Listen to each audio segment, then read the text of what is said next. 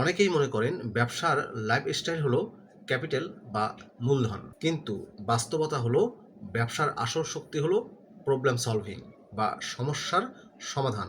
আপনি যদি মানুষের একটি বাস্তব সমস্যা খুঁজে বের করতে পারেন এবং সেটির সহজ সমাধান দিতে পারেন, তবে মানুষ আপনাকে টাকা দিতে বাধ্য। ধরুন আপনার এলাকায় ভালো মানের অর্গানিক মধু পাওয়া যাচ্ছে না, অথচ মানুষের স্বাস্থ্য সচেতনতা কিন্তু দিন দিন বেড়েই যাচ্ছে। আপনি যদি বিশ্বস্ত উৎস থেকে মধু সংগ্রহ করে মানুষের ঘরে পৌঁছে দেন, তবে সেটাই একটি ব্যবসার সুযোগ। এখানে আপনার বিশাল অফিসের কোনো প্রয়োজন নেই, মানুষের প্রয়োজন মানুষের বিশ্বাস জয় করা। পুঁজি কম থাকলে আপনার ফোকাস হতে হবে এমন জায়গায় যেখানে আপনার বুদ্ধিমত্তা টাকার চেয়ে বেশি কাজ করবে।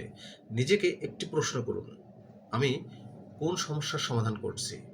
যদি আপনার কাছে এই প্রশ্নের উত্তর না থাকে, তবে লাখ টাকা ইনভেস্ট করেও ব্যবসা টিকিয়ে রাখা কঠিন হবে। মনে রাখবেন, পুঁজি শেষ হয়ে যেতে পারে, কিন্তু সমস্যার সমাধান করার ক্ষমতা আপনাকে বারবার নতুন পথ দেখাবে।